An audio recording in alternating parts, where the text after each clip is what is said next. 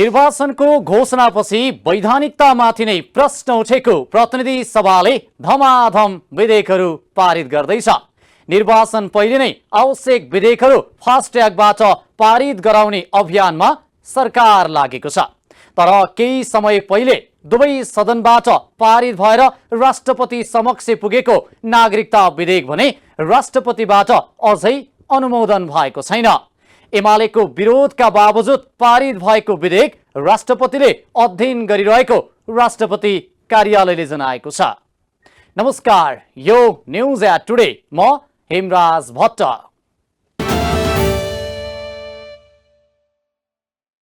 आगामी निर्वाचनमा प्रत्येक दललाई उम्मेदवारी दिँदा 50% महिला छनौट गर्न सबै दलका महिला सांसदहरूले माग गरेका छन्। संविधानमा नै प्रत्येक दलले संसदमा 33% महिलाको प्रतिनिधित्व सुनिश्चित गर्नुपर्ने प्रावधान छ। तर प्रत्यक्षतर्फ निकै कम महिलाले उम्मेदवारीको अवसर पाउँदा दलहरूले समानुपातिक तर्फबाट महिला प्रतिनिधित्व गराएर संसदीय प्रावधानको परिपूर्ति गर्ने गरेका छन्। तर देशमा आधाभन्दा बढी जनसङ्ख्या भएका महिलाहरूले कम से कम आधी महिलाको प्रतिनिधित्व हुनुपर्ने माग गरेका छन्। यति बेला संघीय संसदमा प्रत्यक्ष निर्वाचनमा 50% उम्मेद्वार महिला हुनुपर्ने माग उठिरहेको छ। मंगलबार बसेको प्रतिनिधि सभाको बैठकमा उक्त विषयमा महत्वपूर्ण सार्वजनिक प्रस्तावको विषयमा छलफल भएको थियो। केही वर्षदेखि चर्चामा रहेको सोही माग तत्कालै पूरा हुन नेताहरूको भनाइ छ। जनसङ्ख्याका हिसाबले हेर्ने हो भने नेपालमा महिलाको संख्या पुरुषको तुलनामा धेरै छ। तर पनि राज्यको मूलधारमा महिलाको संख्यामा वृद्धि हुनुको सट्टा उल्टो घट्दो अवस्थामा छ। 2048 सालमै प्रत्यक्ष निर्वाचित महिलातर्फ 7 जना सांसद थिए भने 2056 मा 12 जना सांसदको उपस्थिति थियो, जसमा 2074 मा आएर यो संख्या आधा भएर 6 जना मात्रै सांसद प्रत्यक्षतर्फ निर्वाचित भएका थिए। रणकालमा बनेको 2004 सालको नेपालको वैधानिक कानूनले महिला र पुरुषलाई समान हक दिने व्यवस्था गरेको थियो। तर त्यसपछि बनेका संविधानले जहानिया र एकतन्त्री भनिएको राणा शासनले गरेको व्यवस्था पनि गर्न सकेको छैन। 2019 सालको पञ्चायती व्यवस्थाको कानूनले वर्गीय रूपमा महिलाको अधिकारको सुनिश्चितता गरेको छ। 2047 सालमा हेर्ने हो भने 5% आरक्षण महिलाले पाएको र स्थानीय स्वायत्त शासन ऐनले ओडामा 1 महिला प्रतिनिधिको व्यवस्था गरेको थियो। त्यसपछि सम्मत 2063 सालको अन्तरिम संविधानमा महिलालाई 33% आरक्षणको व्यवस्था गरिएको थियो। त्यो पनि त्यति बेलाको जनआन्दोलनको बलमा उक्त व्यवस्था गरेको थियो। नेपालमा अहिले विभिन्न क्षेत्रमा महिलाको प्रतिनिधित्व अवस्था हेर्दा स्थानीय तहमा 42.8%, प्रदेशमा 34%, प्रतिनिधि सभामा 32%, निजामती सेवामा 26%, स्वास्थ्य सेवामा 47%, सरकारी सञ्चालकमा 40% र घर जग्गाको स्वामित्वमा 34% रहेको छ।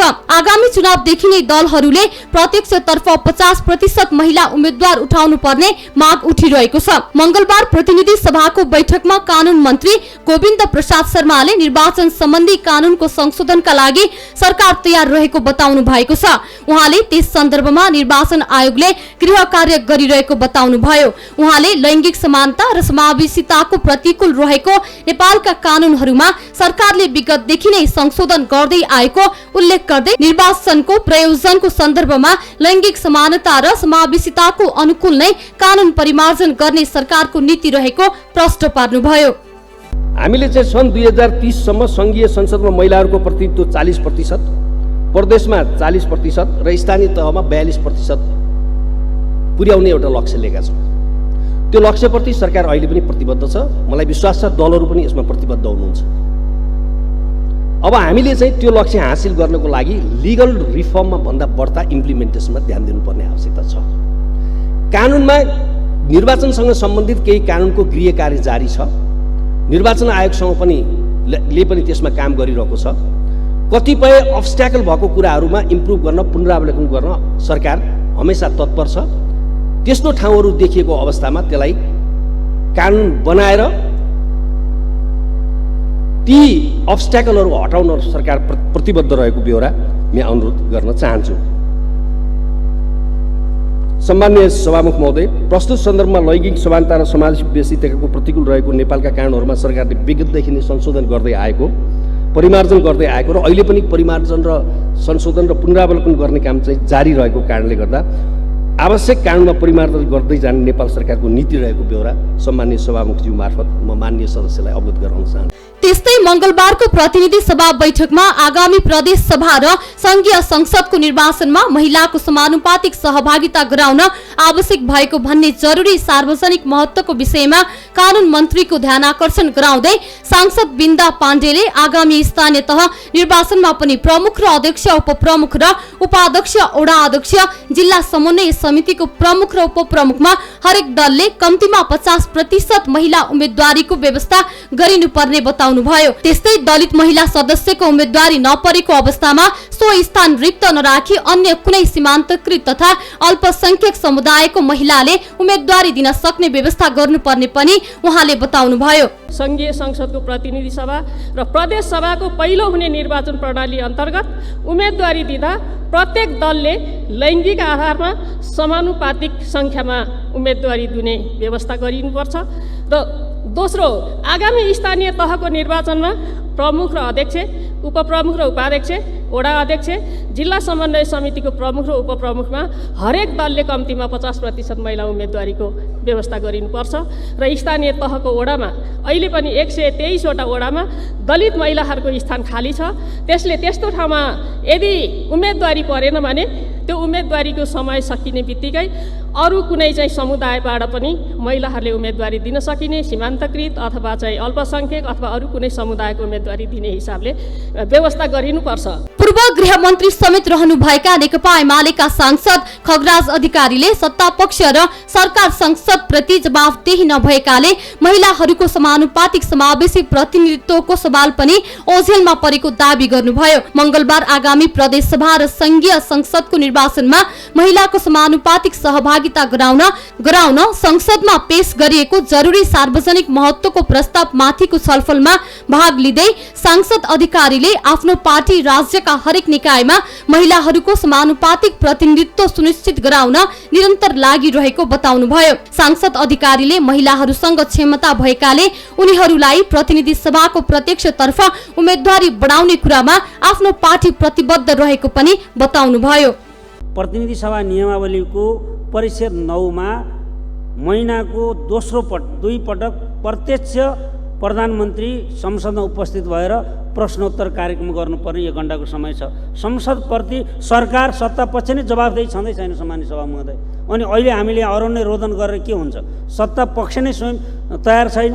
अहिलेसम्म सम्माननीय प्रधानमन्त्री शेरबहादुर देउवा प्रधानमन्त्री भएदेखि यो कार्यक्रम सुरु भयो उहाँहरू जवाफदेही हुनुहुन्छ। त्यसकारण हामीले यो महत्त्वपूर्ण छलफल त गरेका छौँ, यसको सम्मान त हामी गर्छौँ, तर यो कार्यान्वयन हुन्छ, कार्यान्वयन हुने गरी ल्याइएको छ यो छलफल। यो त अब प्रतिनिधि सभाका सदस्य र गैर सदस्य भएर हामी चुनाव प्रधानमा जाँदैछौँ। हामीलाई प्रश्न उठिसक्यो, अब कानुन बन्छ र मस्यौदा नै बन्यो।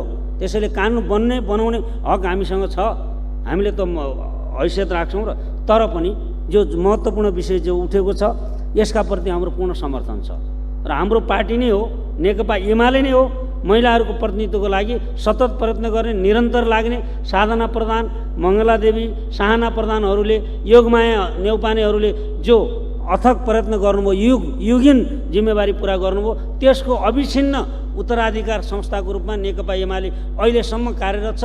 नेपालको संविधानले विभिन्न क्षेत्रमा समानुपातिक सहभागिताको व्यवस्था गरे पनि जनसङ्ख्याको आधारमा समानुपातिक सहभागिताको व्यवस्था भएको छैन। जनसङ्ख्याको आधारमा समानुपातिक सहभागिताको माग लगातार उठ्ने गरेको छ। महिलाहरूले जनसङ्ख्याको आधारमा समानुपातिक सहभागिताको माग गरे जस्तै तराई क्षेत्रका बासिन्दाले पनि जनसङ्ख्याका आधारमा समानुपातिक सहभागिताको माग गर्दै आएका छन्। पहाडको तुलनामा तराई क्षेत्रमा बढी जनसङ्ख्या भएकोले प्रत्यक्ष निर्वाचनको क्षेत्रमा पनि तराईको जनसङ्ख्याकै आधारमा निर्धारण गरिनुपर्ने माग पनि उठ्दै आएको छ।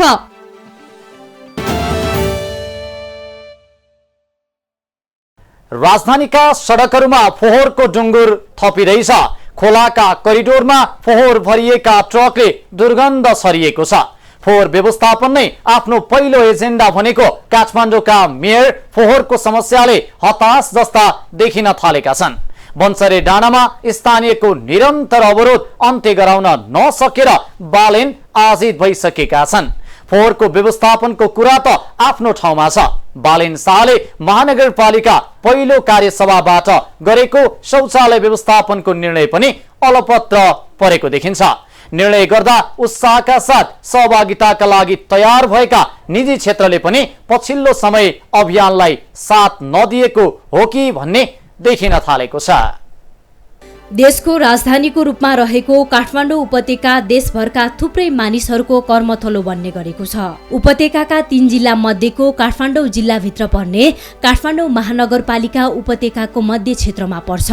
त्रिभुवन अन्तर्राष्ट्रिय विमानस्थलदेखि विश्व सम्पदा सूचीमा सूचीकृत धार्मिक स्थलहरूसम्म रहेको यो महानगरपालिका विदेशका पर्यटकहरू पुग्ने देशको पहिलो सहर पनि हो। साथै नेपाल सरकारका विभिन्न मन्त्रालयहरू र तिनका विभागबाट हुने सम्पूर्ण कार्यहरू गर्न देशभरबाट मानिसहरू पुग्ने गन्तव्यमा यही महानगरपालिकामा पर्छ। पहाडी तथा भौगोलिक हिसाबले विकट मानिएका टाढा टाढाका जिल्लाले काठमाडौँ महानगरपालिकालाई सिंहदरबार नै पनि मान्ने गरेको पाइन्छ। तर यही देशभरका मानिसहरू विभिन्न काम लिएर पुग्ने यो महानगरपालिकामा रहेका विभिन्न समस्याहरू भोग्नु सर्वसाधारणहरूको आदत नै बनिसकेको छ। धेरै दृष्टिकोणबाट हेर्दा विकसित भएको यो महानगरपालिकाले सुधार गर्न नसकेको पक्षहरू पनि उत्तिकै छन्। महानगरपालिकामा एजेन्डा बनेर पनि उचित हिसाबले कार्यान्वयन हुन नसकेका धेरै यस्ता कामहरू यथास्थितिमा नै रहेका छन्। हरेक 5 वर्षमा आउने जनप्रतिनिधिहरूको प्रमुख एजेन्डा बनेको सार्वजनिक शौचालय निर्माणको काम अहिले पनि अघि बढ्न सकेको छैन। गत वैशाखमा सम्पन्न भएको स्थानीय तह निर्वाचनपछि काठमाडौँ महानगरपालिकाले स्वतन्त्र रूपमा उम्मेदवारी दिएका बालेन्द्र शाहलाई मेयर अर्थात् महानगर प्रमुख पाएको छ। महानगरले विगतका वर्षदेखि गर्न नसकेका धेरै काम गर्ने एजेन्डा लिएर खडा भएका उनले जित हासिल गरे। मतगणना सकिए लगतै गत जेठ 16 गतेदेखि महानगरको कार्यपालिका बैठक सुरु भयो। प्रमुख एजेन्डा मध्ये एक रहेको सार्वजनिक शौचालय व्यवस्थापनका लागि महानगरले राजधानीमा रहेका रेस्टुरेन्टका शौचालय प्रयोग गर्न प्रेरित गर्ने नीति ल्यायो। त्यसमा पनि विभिन्न रेस्टुरेन्ट सहित नबिल बैंकले पनि सहभागिता जनाउने घोषणा गर्यो। गत जेठ 27 गते देशको अग्रणी बैंक नबिल बैंक र महानगर बीच बैंकका शौचालयलाई सार्वजनिक शौचालय बनाउने सम्झौता भयो। तर पनि देशमा विभिन्न ठाउँबाट महानगरपालिकामा आउने सर्वसाधारणहरूले सार्वजनिक शौचालय नहुनाले भोग्ने समस्या पनि समाधान हुन सकेको छैन। भुल धेरै छ काठमाडौँमा, हैन, जनसङ्ख्या धेरै छ, भएको ठाउँमा अब उचित छैन, शौचालय छैन, भएको ठाउँमा नि धेरै घुइँचो हुन्छ। त्यसकारण अब जो समस्या छ, सार्वजनिक स्थानमा व्यवस्थित शौचालय नहुँदा सबैलाई समस्या हुने गरेको छ। त्यसमा पनि बढी महिलाहरूले नै बढी समस्या भोग्ने गरेको पाइन्छ। सार्वजनिक शौचालय व्यवस्थित नहुँदा महिनावारी लगायतका समस्या भएको समयमा महिलाहरूलाई यात्रामा असहज हुने गरेको छ। धेरै प्रब्लम छ नि, जस्तै अब मेन त कुरा गर्ने हो भनेदेखि हैन, धेरै अब हामी जनताहरू यहाँनिर छौँ, जसले गर्दा मेन प्राथमिक चाहिँ महिलाहरू पर्नुहुन्छ यस अन्तर्गत, हैन। अब महिलालाई चाहिँ धेरै नै अब जस्तै हुन्छ नि महिनावारी समस्या यताउता हुन्छ। त्यो भएको कारणले गर्दाखेरि अब ठाउँ ठाउँमा भए तापनि सार्वजनिक शौचालय भए तापनि कतिपय हुन्छ नि अब हुन्छ नि पैसा तिरेर गर्नुपर्ने हुन्छ, अनिखेरि अब एकदमै पहुँचमा पनि छैन, धेरै नै दुःख पाइरहेको अवस्था छ। महानगरले सार्वजनिक शौचालयको सही र उचित ठाउँमा बनाउन नसक्नाले सर्वसाधारणहरूले असहजता खेप्नु परेको छ। होटल रेस्टुरेन्टको शौचालय सार्वजनिकको रूपमा प्रयोग गर्ने भनिए तापनि आफूले खोजेको ठाउँमा रेस्टुरेन्ट नहुँदा सर्वसाधारण समस्या झेल्न बाध्य छन्। उहाँहरूले जो प्लान बनाउनु भएको छ त्यो आफैमा त्यति वैज्ञानिक त छैन, किनभने होटल रेस्टुरेन्ट एउटा ठाउँमा हुन्छ, तर सर्वसाधारण जस्तै हामी उता त्रिपुरेश्वरबाट अगाडि जाँदै गर्दा त्यहाँ गाडीको लाइन हुन्छ, मान्छेहरू त त्यहाँ वेटिङ गरेर राखेको हुन्छ नि त। त्यसमा त सकियो भने त्यसमा चाहिँ त्यसको अल्टरनेटिभ जो हुन्छ नि, त्यसको वैकल्पिक चाहिँ एउटा शौचालयको चाहिँ व्यवस्था गर्नुपर्छ भन्ने छ, हैन। त्यहाँ गएर धेरै ठुलो त्यसको औचित्य हुन्न। महानगरले सरकारी पैसा बचाउनका लागि होटल तथा रेस्टुरेन्टको शौचालय सार्वजनिक बनाउने नीति ल्याएको पनि सर्वसाधारणको गुनासो छ। दुःख परिराखेछ त सञ्चालनमा अर्काको साउमाजानको दाबी गर्नु हुँदैन, आफ्नो व्यक्तिगत सरकारले चाहिँ लगनी गरेर गर्नुपर्छ, सेन्टर पोइन्ट पारेर गर्नुपर्छ। जहाँ चाहिँ मान्छे पुग्दैन त्यहाँ गल्लीभित्र, जहाँ होटलभित्र कोही त मेलो पनि पाउँदैन, त्यो मेलो नपाउनेले त होटलभित्र के काम। महानगरले नबिल बैंकसँग बैंकका शौचालयहरू सार्वजनिक रूपमा प्रयोग गर्ने सम्झौता गरे पनि महानगरभित्र रहेका बैंकका शाखामा यो व्यवस्था लागू भएको देखिँदैन। बैङ्कहरू दोस्रो तेस्रो तलामा भएको कारण देखाउँदै नबिल बैङ्कका शाखाहरू नै पन्छिरहेको देखिन्छ। देखिएका समस्याहरू समाधानका लागि अहिलेभन्दा फरक तरिकाले महानगरले छिट्टै स्मार्ट शौचालयहरू प्रयोगमा ल्याउन लागेको महानगरका प्रवक्ता नवीन मानन्दरले बताए। हाल मानव परोकार स्वयम्भू र थापाथलीमा प्रयोगमा आइरहेको स्मार्ट शौचालय अब महानगरका विभिन्न 10 ठाउँमा प्रयोगमा ल्याइने पनि प्रवक्ता मानन्दरको भनाइ छ। जुन अहिलेको अवस्थामा रहेकोलाई हामी चाहिँ अब स्मार्ट सार्वजनिक शौचालयको रूपमा लान्छौँ। त्यसलाई चाहिँ अब जुन चाहिँ हिजो थियो त्यो अनुसारको फरक ढङ्गबाट चाहिँ अहिले लाने भनेर अगाडि बढेको अवस्था छ। हाल महानगरभित्र 6वटा सार्वजनिक शौचालयहरू रहेका छन्, जुन यहाँ आउने मानिसहरूले प्रयोग गर्न सक्ने स्थानमा मात्र छैनन्। महानगरमा सञ्चालन भएका शौचालयहरू सञ्चालकले महानगरलाई भाडा बुझाउनु पर्ने हुनाले शौचालय बाहिर पसलहरू पनि खोलिएको देखिन्छ। महानगरले योजना अनुरूप होटलहरूमा भएको शौचालय पनि सार्वजनिक शौचालयका रूपमा प्रयोगमा आउन थालेका छन्। अहिलेसम्म 162 वटा यस्ता शौचालय प्रयोगमा आएको प्रवक्ता मानन्दरको भनाइ छ। यसरी प्रयोगमा आएका शौचालयहरू महानगरले तयार पारेको लोगो हेरेर जान सकिने उनले जानकारी दिए। जानुपर्ने अवस्था छ भने त त्यहाँ जान पाइहाल्छ। त्यहाँ चाहिँ महानगरपालिकाको लोगो राखिएको छ। जो लोगो अंकित ठाउँमा चाहिँ तपाईँ जानुभयो भने एकदम सहज छ। अब तपाईँको उहाँको चाहिँ बिल्डिङ हेरेर उहाँको ठाउँ हेरेर जान खोज्यो भने त्यो चाहिँ सकिन्न। लोगो हेरेर जानुहोस्, त्यहाँ छिन सक्छ। महानगरपालिकाले सार्वजनिक शौचालय प्रयोगमा ल्याउन तयारी गरेका नीतिहरू धेरै हदसम्म ठिक हुँदाहुँदै पनि सही तरिकाले प्रयोगमा ल्याउन नसक्दा भने यो विषय नै विवादित बनेको देखिन्छ। बजारमा गुणस्तरहीन खाद्य पदार्थ र स्वास्थ्यमा प्रतिकूल असर पार्ने खालका निर्माण सामग्रीको बिगबिगी छ। खाद्य पदार्थमा मिसावटको अर्को विकराल समस्या छ। यसले आम उपभोक्ताको स्वास्थ्यमा असर मात्रै पारेको छैन, कतिपय अवस्थामा ज्यान समेत जोखिममा परेको हुन्छ। तर नियमन गर्ने निकायको सक्रियता भने सुस्त देखिन्छ। व्यवसायमा बेइमानीका प्रशस्त घटना भेटिँदा पनि उचित दण्डको अभावका कारण यस्ता कार्य दोहोरिने गरेका छन्। उपभोक्ताको स्वास्थ्यमाथि खेलबाड गर्दै गुणस्तरहीन सामग्री बिक्री वितरण गर्ने क्रम बढ्दै गएको छ। एकातिर सामानको मूल्य र अर्कोतिर वस्तुको गुणस्तरमा उपभोक्ताहरू ठगिएका छन्। उपभोग्य वस्तुमा हुने मिसावट सबैभन्दा घातक हुने गरेको छ। खाद्यान्नमा हुने मिसावट डरलाग्दो हुन्छ, जसले गर्दा उपभोक्ताको स्वास्थ्यमा प्रतिकूल असर पारेको छ। अर्कोतिर निर्माण सामग्रीमा हुने मिसावटले झन ज्यान नै जाने जोखिम हुन्छ। उपभोक्ता अधिकार कर्मीहरूका अनुसार अहिले बजारमा अधिक मात्रामा गुणस्तरहीन सिमेन्ट बजारमा आइरहेको छ, तर यसलाई नियमन गर्ने निकाय अहिले मौनता साधेर बसेको छ। यस्तै खाद्यान्नमा पनि मिसावट जन्य क्रियाकलापहरू व्यापक रूपमा भइरहेका छन्, जसको कारणले मानव स्वास्थ्यमा दुर्घटना हुने सम्भावना प्रबल रहेको छ। बजारमा देखिएका यी विभिन्न विकृतिहरूलाई सरकारले नजरअन्दाज गरेको अधिकार कर्मी बताउँछन्, जसका कारणले उपभोक्ताहरू असुरक्षित हुँदै गएका छन्। त्यसलाई चाहिँ नियमन गर्नुपर्ने निकायहरू चाहिँ अहिले चाहिँ चुपौलाएर बसेको अवस्था छ भने अर्कोतिर खाद्यान्नको हकमा चाहिँ जस्तो मिसावट जन्य क्रियाकलापहरू व्यापक रूपमा भइरहेको छ। त्यो जस्तो तेलमै भयो, खाद्य तेलमा मिसावट भइरहेछ, अन्य कुरामा मिसावट भइरहेछ। यसले गर्दाखेरि मानव स्वास्थ्यसँग सम्बन्धित कुराहरूमा अत्यन्त जोखिमपूर्ण एउटा चाहिँ दुर्घटनाहरू घट्न सक्ने अवस्था छ। यी कुराहरूलाई ध्यानमा राख्दाखेरि हामी के भन्न सक्छौँ भने नेपाल सरकारका नियमन गर्नुपर्ने निकायहरूले चाहिँ पटक्कै ध्यान दिएको अवस्था देखिँदैन र जुन नियमन निकायहरू हुन्छ तिनीहरूले चाहिँ उनीहरूको क्षेत्रगत कार्यान्वयन गरेर भए पनि तत्कालै आम उपभोक्ताको हित रक्षाको लागि काम गर्नुपर्नेमा त्यो गएको छैन। यसले गर्दाखेरि उपभोक्ताहरू अझ झन् असुरक्षित अवस्थामा पुगेको छ। विद्यमान अवस्थामा नेपालमा 3 तहको सरकार रहेको छ।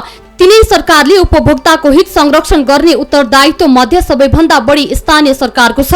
स्थानीय सरकार सञ्चालन ऐन 2074 को दफा 11 को ङ अनुसार बजार व्यवस्थापनदेखि उपभोक्ता हित संरक्षणको काम नगरपालिका गाउँपालिकाको हो। तर नगरपालिका गाउँपालिका यसप्रति उदासीन रहेको गुनासो अधिकार कर्मीको छ। आर्थिक वर्ष 2079-80 मा गुणस्तरहीन खाद्य वस्तु बेचेर उपभोक्ताको स्वास्थ्यमाथि खेलबाड गरेको भन्दै सरकारले 115 15वटा उद्योग फर्म तथा व्यापारी विरुद्ध मुद्दा दायर गरेको छ। ती उद्योगलाई खाद्य ऐन नियम उल्लङ्घन गरेको अभियोगमा मुद्दा दायर गरिएको छ। उपभोक्ता हित संरक्षण ऐन 2075 का अनुसार अनुचित व्यापारिक क्रियाकलाप गर्नेलाई तत्कालै 3 लाख जरिवाना गर्न सकिने व्यवस्था छ। यस्तै कसुरको मात्रा हेरेर 5 वर्ष कैद र 5 लाख जरिवाना गर्न सकिने प्रावधान छ। अहिले उपभोक्ता संरक्षण ऐन 2054 विस्थापित भइसकेको अवस्था छ।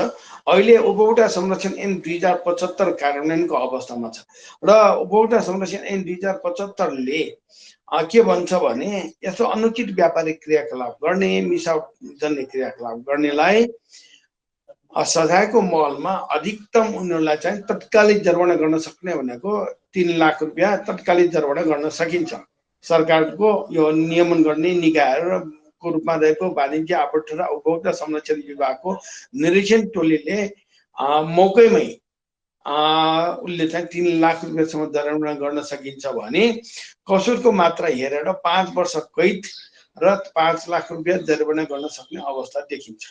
खाद्य प्रविधि तथा गुण नियन्त्रण विभागले गत आर्थिक वर्षमा बजार अनुगमन गर्दा 4660 वटा नमुना संकलन गरेको थियो। संकलित नमुना मध्ये 5.42% मापदण्ड विपरीत पाइएको थियो। विभागले गरेको अनुगमनमा दैनिक स्वास्थ्य वर्धक मानिने हरिया सागपात र फलफूल जन्य पदार्थ अत्याधिक मापदण्ड विपरीत बिक्री भएको फेला परेको छ। साथै पिउने पानी पनि मापदण्ड विपरीत बिक्री वितरण गरेको भेटिएको छ। यसरी मापदण्ड विपरीत बिक्रीका लागि राखिएका फलफूल, दाल, चामल लगायत अन्य कुनै पनि किसिमका दैनिक उपभोग्य खाद्य वस्तु त्यसैमाथि महँगो दरमा उपभोक्ताले खरिद गरिरहेका छन्। बजार अनुगमनको क्रममा केही नमुना संकलन गरी परीक्षण गर्दा दोषी ठहर भएका 115 वटा उद्योग फर्म र व्यापारी विरुद्ध मुद्दा दायर गरिएको खाद्य प्रविधि तथा गुण नियन्त्रण विभागका प्रवक्ता मोहन कृष्ण महर्जन बताउँछन्। खाद्य प्रविधि तथा गुण नियन्त्रण विभागले त हाम्रो दैनिक काम भनेकै हाम्रो खाद्य स्वच्छता र गुणस्तर सम्बन्धी निरीक्षण अनुगमन गर्ने दैनिकै काम हुन्छ। यो वर्ष भन्ने हुँदैन हैन। विभाग अन्तर्गतको कार्यालयहरू छ हाम्रो 8 वटा र त्यो अन्तर्गत 22 वटा डिभिजन कार्यालय छ। यी सबै कार्यालयहरूबाट हाम्रो रेगुलर मुख्य काम भनेकै बजारहरूबाट चाहिँ हामीले खाद्य अथवा पेय पदार्थहरू हैन बजार अनुगमन निरीक्षण गर्ने र नमुना सङ्कलन गर्ने शङ्कास्पद नमुनाहरू र परीक्षण गर्दा तोकिएको मापदण्डभित्र परेन भने हामीले मुद्दा दायरको प्रक्रियामा लाने। सो अन्तर्गत हामीले प्रेस रिलिज गरेर हैन वर्षमा हामीले लगभग 4500 जति नमुना सङ्कलन गरेको लास्ट इयरको हामीले रेकर्ड देखायौँ, जसमा चाहिँ अब प्रतिकूल देखेका 224 वटा मध्ये अहिले हामीले यो वर्ष भनौँ गएको वर्ष 115 वटा खाद्य व्यवसायहरूमा चाहिँ हामीले मुद्दा दायर गरेको हामीले प्रेस रिलिजमा पनि देखाएकै छौँ। खाद्य बजार तथा उद्योग निरीक्षण अनुगमन कार्यका लागि 2 वटा खाद्य निरीक्षकहरूको अनुगमन टोली तयार गरिएको थियो, जसले प्रशोधित पिउने पानी तथा होटल, रेस्टुरेन्ट, क्यान्टिनमा बिक्री वितरण गरिने खाद्य पदार्थको अनुगमन गर्ने गर्छ। साउन 1 गतेदेखि 15 गतेसम्म विभागले वार्षिक समीक्षा गोष्ठी गरेको थियो। विभागले गरेको वार्षिक समीक्षा गोष्ठीको क्रममा 15 दिनसम्म विभागको अनुगमन टोलीले 11 वटा प्रशोधित पिउने पानीका उद्योगहरू र 1 रेस्टुरेन्टको निरीक्षण अनुगमन गरी खाद्य ऐन नियम बमोजिम 4 बोतलका पिउने पानीमा 4 थान नमुना संकलन गर्नुका साथै 78 थान पुराना जारहरू र 4 लिटर तेल नष्ट गरेको थियो। अनुगमनको सिलसिलामा न्यून गुणस्तरीय खाद्य वस्तु फेला परेको खण्डमा जुन जिल्लाबाट खाद्य वस्तु निर्यात भएको हो मुद्दा पनि सोही जिल्ला अदालतमा जाने प्रवक्ता महर्जन बताउँछन्। त्यो मुद्दा दायर भएपछि अब न्यून गुणस्तर दूषित या ढाँटी झुक्याइ भएको खाद्य पदार्थको कसुर छ भने त्यो सम्बन्धित जिल्ला अदालतमा जान्छ हैन। कहाँबाट उत्पादन भएको छ त्यही जिल्ला अदालत त्यहीकै जिल्ला अदालतमा जान्छ। अब खाद्य ऐन नियम बर्खिलाप मात्रै भएको छ हैन, त्यसमा प्रावधानको केही बर्खिलाप भएको छ भने सिडिओ कार्यालयमा जान्छ, सम्बन्धित सिडिओ कार्यालयमा जान्छ। र अहिले अब मुद्दा खाद्य मुद्दाको खाद्य ऐन अनुसार चाहिँ अब कसैले त्यसरी न्यून गुणस्तर दूषित या ढाँटी झुक्याइ उत्पादन गरेको छ भने 50,000 सम्म जरिवाना वा 5 वर्षसम्म कैद वा दुवै भन्ने हुन्छ। पटक पटक यसरी अनुगमन गर्दै उद्योग सञ्चालन तथा व्यापारी विरुद्ध बेला बेलामा मुद्दा दायर गरे पनि पहुँच तथा घुसको भरमा छुट्ने प्रवृत्तिले यसको प्रभावकारितामाथि प्रश्न उठेको छ।